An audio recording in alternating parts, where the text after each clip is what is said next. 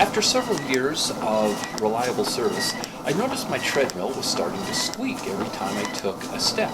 Now, I tried all of the usual fixes. I added lubricant to the bed where the belt rides on. I greased all of the joints and added some oil to the bearings, but none of that helped. Then I noticed two things. First, if I moved around on the treadmill where I was placing my feet, in some places the squeak went away almost completely. In others, it got louder.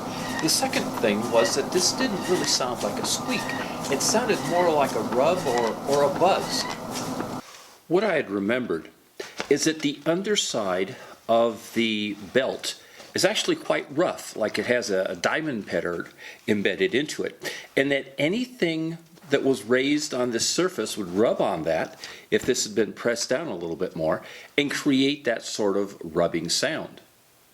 So I took my hand and ran it over the surface, and I found that in several places there were what felt like slight raises, like dimples in reverse, sharp points that were extending up.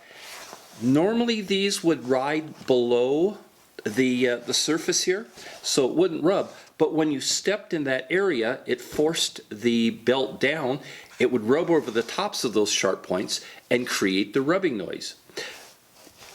I felt around and I could find them, but I couldn't figure out where they were coming from. At first I thought maybe there were screws that had been underneath that had been tightened up too far and were protruding, and then quite by accident I was rubbing my hand around and I discovered this, that the low friction surface isn't really attached to the bed of the treadmill. It's this thin sheet of plastic that provides the low friction surface.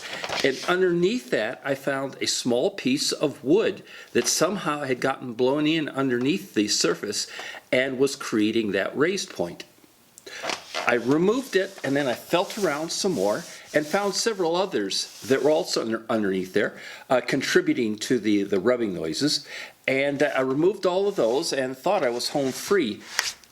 So I let the plastic down and I could still feel the bumps. It turns out this plastic is quite hard, and after a period of time with something underneath it, it had created a dimple in the plastic that had to be pressed down. I found two ways of doing this. The first was to use my fingernail to press it down flat. The fingernail was hard enough to do this, but not hard enough to scratch the surface. You wouldn't want this scratched because that would increase the drag. That seemed to get rid of most of them. But in several places there were small dimples sticking up that I couldn't press out. For them, I took some very fine sandpaper. This is Micro Mesh 2400, which is equivalent to about 2,000, 1,500 regular grit sandpaper, and rub this down to smooth them out, to wear them down just enough so that they weren't sticking up. Then I went back with 4,000 grit Micro Mesh, which produces an almost optical finish, and finished off leveling up those high spots with this one so that it was very smooth and nothing stuck up. Then I made sure that the area was well greased with the silicone lubricant you're supposed to use underneath here, tightened everything up, and here's how it sounds now.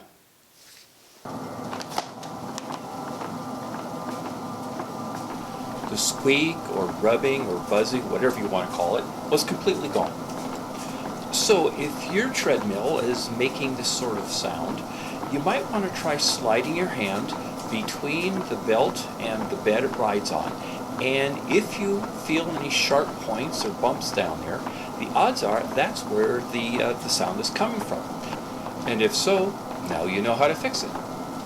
For hundreds of more articles covering everything from how to make chocolate to the strange world of lucid dreaming, I hope you'll visit my main website, WaynesThisandThat.com.